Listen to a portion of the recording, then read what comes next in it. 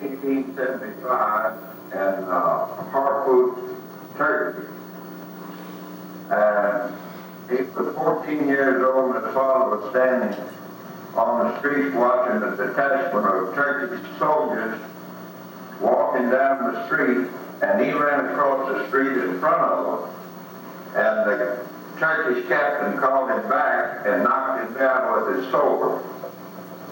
And he told me, his father told him that they're going to kill us all, son, and I've got to get you out of this country some way. At that time, the Turkish officials wouldn't let anybody leave the country, any Armenians leave the country. So they organized a little expedition and hired some guides to go across the Carpathian Mountains to the Black Sea to catch a ship. And they boarded the ship, and the Turkish officials come on the ship and took them all off, except my father, captain of the ship, dressed him in a steward suit and said he was a member of the crew, and wouldn't let them take them off. How old was he then? My dad then was about 14 years old. From there, to Marseille, France. From there, somehow, I don't know how he got a ticket or had money with him, but he arrived in New York in 1890. He was 15 years old and couldn't speak a word of the English language, and he said he had 25 cents. Did he know anybody in New York? No, I don't know what he did or didn't, but he went to work for a construction company. And he was too light for the work, but the foreman liked him and kept him on just to help him along. And I think it was then that they changed his name because his name was Gueregian. Kevork, which is George, and his last name was Gueregian. And changed it to George Harrison so it could carry on the payroll easier. And he worked there a couple of years and then moved to Waukegan, Illinois, and worked in a wire mill for $5 a week. And he breathed the steel dust so badly that he used to bleed at the nose. And he had heard about Texas, and he'd worked there 5 years at $5 a week and saved some money. And in 1890, he come to Texas. He bought him a pistol and come to Patterson, Texas. At that time, Patterson was a town. There was no Brookshire. The narrow gauge railroad ran through from Houston through Patterson to Brenham. There was no railroad as there is here now. And then they started building the MT&T Railroad, and that's how Brookshire started. The Brookshire gave the railroad company some land to name the town Brookshire. Originally, the town name was Kellner. Old man Kellner had come in a little bit sooner. And the north of the track was called Kellner. And my dad met my mother, and I think they married in '98. And he had built a store building, had bought the land from Jacob Caprilia on the west end of Brookshire. Who was your mother? What was your mother's name? My mother's name was Rose Biddy. And they married in '98, and my dad built the first building, one of the first buildings in Brookshire. And he had 2 rooms upstairs that they lived in and a little store downstairs, and he had a little mercantile store and where he had a leather shop. He was a shoe cobbler. He learned to repair shoes. And that was his original start in Brookshire. I would like to say that my father never went to school a day after he got here, and that he learned to read and write the English language by buying a dictionary and the newspapers, trying to read the newspapers. And his ledgers can attest to the fact as to his handwriting. And We have some of those here in the yes, community. that's right. And later on he prospered and owned several farms and opened a larger business and reared 6 boys. Now tell me about the boys. Armenian George Harrison, his Armenian name was Harrison, and Leon George Harrison. All the boys' middle names were George. There was Arson Kevork Gueregian, Leon Kevork Gueregian, Samuel Kevork Gueregian, Harrison Kevork Gueregian, and Carney Kevork Gueregian, and Vedros Kevork Gueregian. All boys' middle names were George. We had no sisters. My oldest brother was born in '98, and my youngest brother was born in 1960. Today, there's only 2 of us left. My brother Sam Harrison, who is 83, and myself, I'm 79. And that's all that's left of the Harrison tribe. I understand your mother died when My mother died in 1931. the boys were young. And my father remarried about 1935. And my stepmother's name was Zora. And let's see, I don't know what year she passed away, but my dad passed away in '58. And he was 84 years old. Well, tell me what it was like for 6 boys to grow up together in Brookshire, Texas. Oh, we just fought all over town. The younger brother was supposed to always listen to the older brother. And in those days, it was a little different now. There was a little discrimination back in those days, and the minorities suffered a little bit from it, but they finally overcome it. Now, Arson was the oldest? Arson was the oldest. He was a cotton bar. Leon was the next oldest, and he won an essay. He won a medal for writing the best essay in the state when he was in high school. And later he was elected representative for Fort Bend, Waller County from 1930 to 34. He served in the legislature as the chairman of the board of the Oil and Gas Committee. And Sam Harrison engaged in the oil business and was an independent oil operator in Houston, and he has interest in banks, ranches, and oil properties. And next was Harry Harrison, which is me, who was probably the best bartender, blackjack dealer in the country.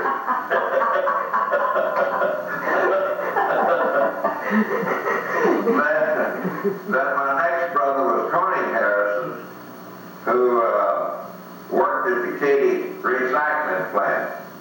My youngest brother, Austin Harrison, Pito Harrison, entered the Marine Corps. And he left San Diego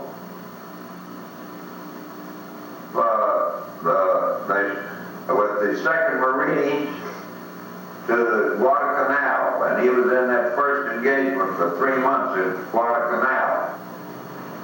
And after that, they all had dengue fever and malaria, and they sent them to New Zealand to recover from the jungle fevers. From there, they went to Tarawa, where his outfit was wiped out and everything. After that, he was sent back to Washington, and he was a lieutenant colonel and in charge of all the entertainment for the Marine Corps. moved to Fresno, California, and married a Fresno girl and raised a family there, and passed away a few years ago. That covers all the Harrison boys. Well, tell me what you did for entertainment when you were growing up in Brookshire. These 6 rowdy boys. Well, there wasn't, they spent more money today in the schools on saxophones than they did our entire school. All we had was, we played hounds and rabbits, or ring around the rosy, or outlaws and lawyers, and we didn't have any football team. We did have a basketball, and the town of Brookshire made a big collection back in those days, and they bought us a baseball mitt, a bat, a mask, and a first baseman mitt, and a couple of baseballs. And that was our entire athletic equipment for the school at Brookshire. Pete was a pretty good baseball player, wasn't he? Yes, Pete was a softball pitcher. We all played baseball. Brother Sam was a pitcher, baseball pitcher, and let's see.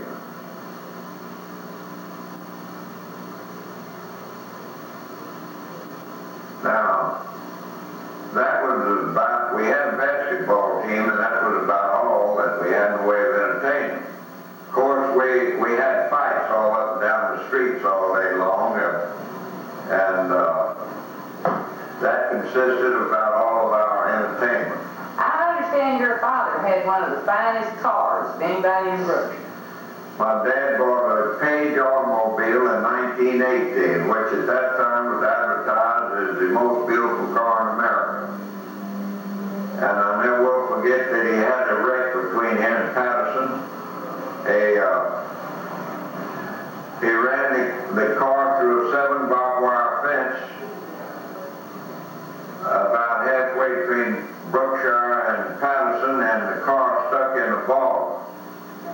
And they had to spend all that evening getting it out of the bog.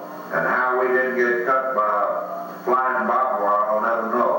Did you boys ever get to drive his car? No, I didn't. My brother Sam drove it. Brother Arson drove his car. You never borrowed it. I seem to know a story about you borrowing your daddy's car. Oh yes, that was a Model T. Oh, that was before he got it. Oh, I drove it a lot. Of course, I would steal it out and go off at night and bring it back, and they didn't know anything about it. I never wore the car out before they finally caught me. And 1919, and my father bought a farm at Patterson, Texas, at Symington, Texas. And it's right where the rodeo barns up now are now. And it rained every day for 2 years. And the cotton stalks grew so tall that you couldn't see a man on horseback. And they only made 1 bale of cotton the first year, which was picked in the mud, and 5 bales the next year. And that set my dad back quite a bit, as he had 2 or 3 other farms, and he had to start all over again. What year did your daddy put in the water system? And what made him do that? Why would he put in a water system? My dad had a fine water well. He liked a lot of water around the place. In 1913, he built a concrete tower, which is still standing in Brookshire. And the Trentine brothers built this water tank on top. It was a 10,000-gallon tank. It was made out of fir lumber. And it was painted red. And in those days, everybody had to have their own well, and our neighbors began to walk water from our well because we had a good pressure from this elevated tank.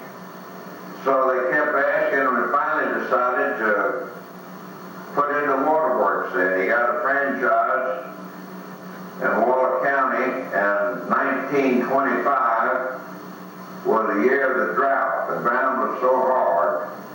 I remember it so well, and there was a black person named Ed Green and myself dug those ditches.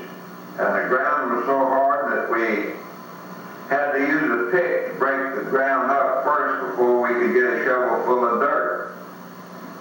And we dug those lines about 2 or 3 feet deep, and the 2-inch pipe was laid in.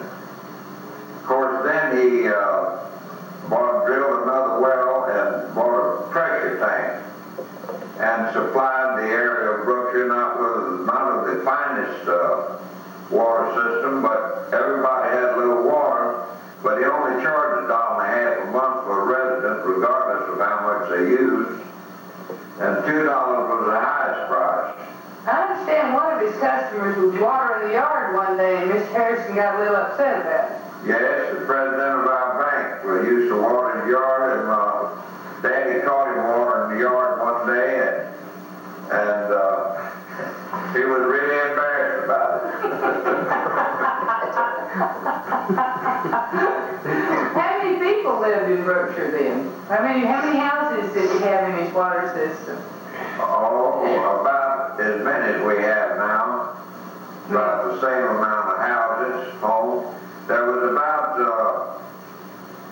about 25 business places in Brookshire in those days. We had a huge population of black people that farmed the bottoms. The bottom land, and every 25 or 30 acres in the bottom had a little shanty house on it, and a black family living in it that worked on heads. The landlord furnished the land and the mules and the seed and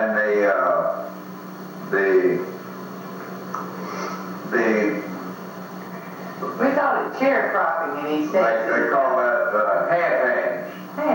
And they fed them until they made a crop, and then they paid for the groceries. Lots of times they didn't make the groceries, and the landlord lost the groceries that he had been feeding them with, and all the expenses of farming the crop. And the only money that really made some difference was the pecan crops.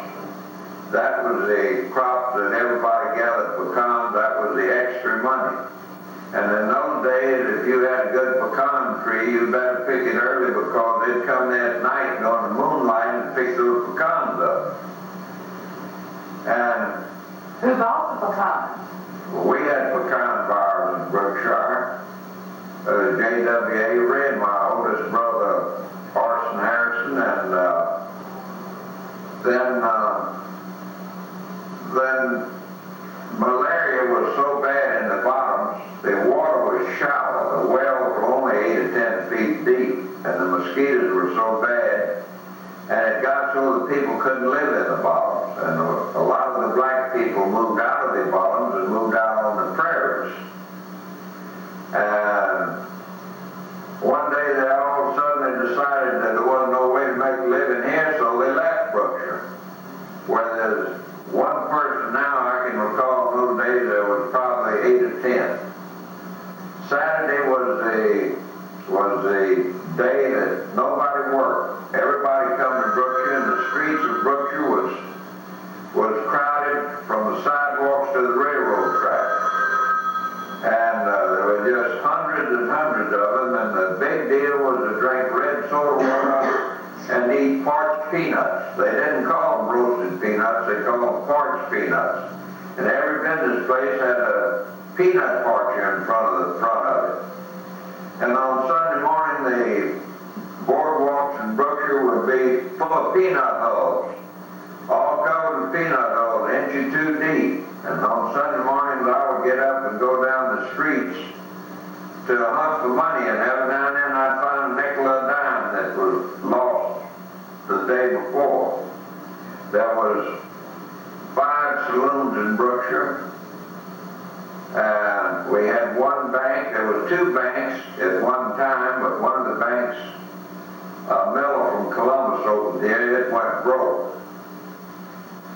And we had two doctors, Dr. Bain, Dr. Donegan. We had two gin houses. One was owned by the Trettines and later was sold to P.M. Donegan, Mr. Donegan, the builder of this home, Dr. Donegan. The other gin was owned by Lannis Cromine, who was on the east end of town. And when the Trettines owned the gin, they fired it with logs of wood. And when Dr. Donegan bought it, he converted it to oil. And they used to have a whistle on at the gin that they would blow, signaling everybody in the bottom. You could hear it 5-6 miles off. What the condition was at the gin, whether it was crowded or wasn't crowded. And they'd listen for that gin whistle. That's the same gin that the cotton gin is. That's the same gin that the cotton gin is. Then about 1915 and 16, a man named Patty opened up an electric plant down about where the rice dryer is, and every evening while they would try to start this huge old engine, and it had a flywheel about 10 feet high, and when it would get started it would explode and sound just like a cannon booming. And that time all the buildings in Brookshire, most of them were made out of lumber, and it was a miracle that Brookshire didn't burn up, because when the electricity was turned on, you could see sparks flying up and down the front street on some of those wires. And I can tell you an amusing incident of Will Wright, an old cowboy that lived up in Monaville, rode up one day in front of a saloon, and there was a group sitting on beer kegs in front of the saloon, and they asked, Will said, "We heard that there was a fire in Walla last night, Walla burned down." He said, "Yes, that's right." And he threw his leg over the pommel of the saddle, and he says, "I can tell you all one thing, you needn't worry about Brookshire burning down." He says, "It's not going to burn down, it's going to rot down." They told me that there used to be 10 grocery stores in Brookshire. Were there 10? Oh, there was more than that. Oh, There must have been at least 20. At least 20 grocery stores. And let's see, among those merchants, grocery stores, at least 5 of them were Armenians. They had general merchants. There was a dry goods store owned by Isidore Solomon. There was a general merchandise store owned by Goldstein on the other end of the corner. Max Wonder later bought his building. And S.M. Hovis had a dry goods store, across the street from them. And there were just so many more people here then than there are now. Your Uncle John, did he have a grocery store? My Uncle John had a grocery store, and he had a little bitty fruit stand first, and peanuts was $1.98 for a 100-pound sack of peanuts. And he used parts of these peanuts and sold them for a nickel a sack, a bag. And that's how he got started in business, was with that peanut portion. In other words, he really did work for peanuts. Yes.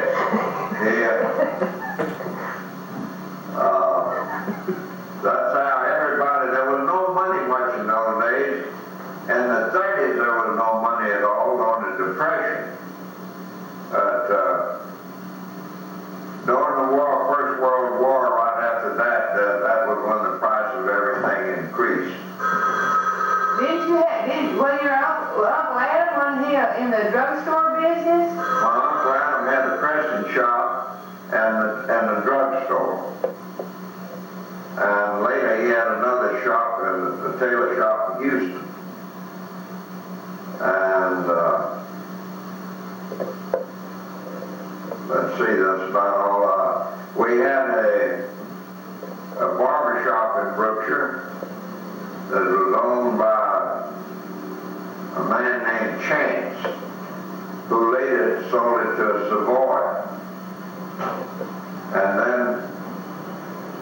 then we had Just one barber shop with 20 grocery stores. Just one barber shop? One barber shop, and I remember I was trying shoes in that barber shop.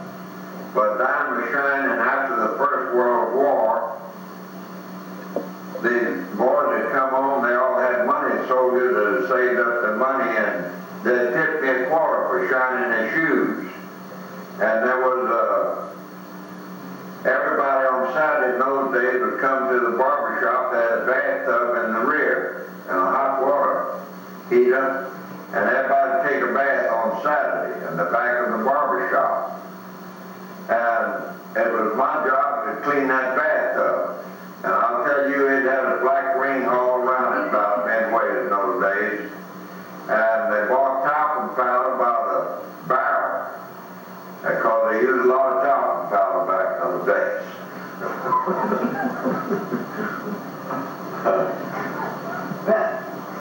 Then, after your father died, then you took over his business? Or you? No, I started in business in 1934. I had worked for J.C. Penney Company in Houston for $12 a week.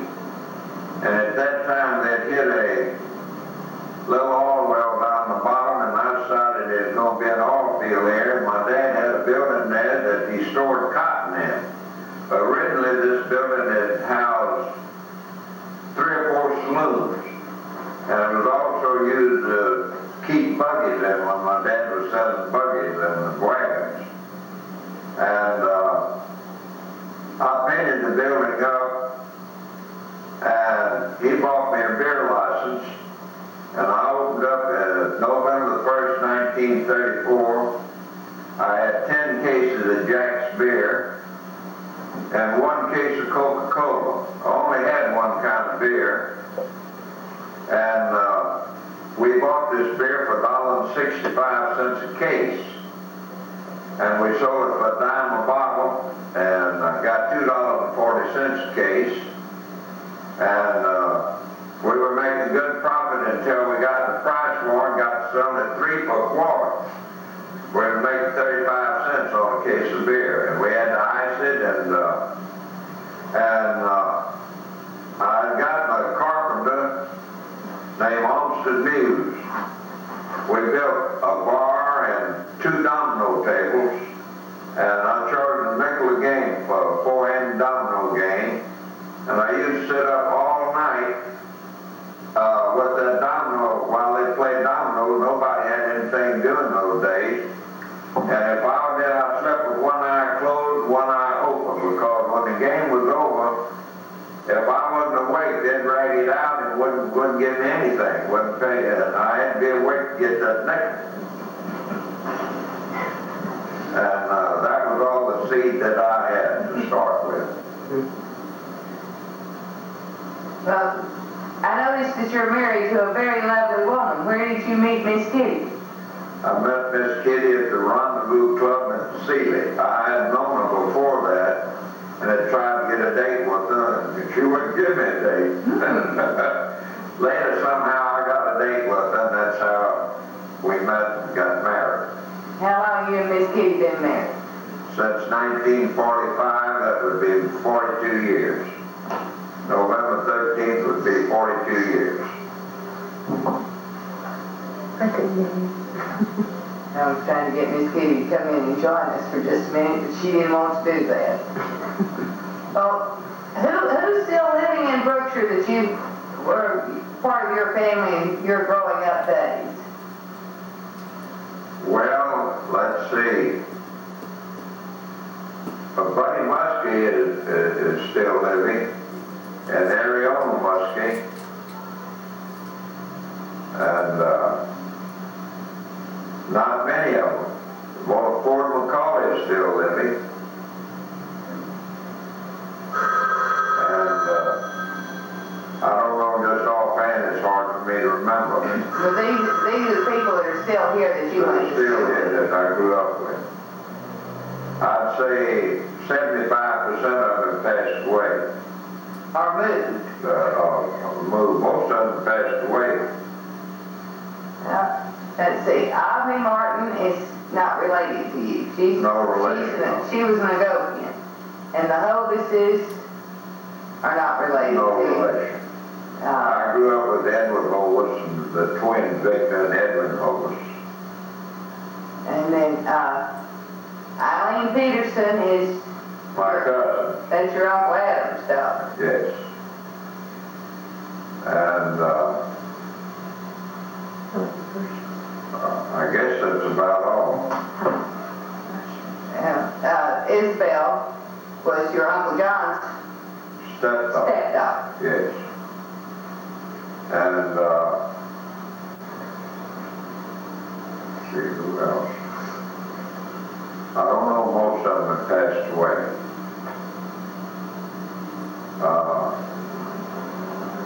And now let's talk about the generation of your family that's now. Sam has how many children? Sam has 4 children, and I don't see how many, let's see, 4 children, and he has, I think, about 6 grandchildren. I don't have any children. Okay, and then Leon, how many children? Leon had 1 daughter, Rosemary Harrison. And then Arson? Arson had no children. Okay.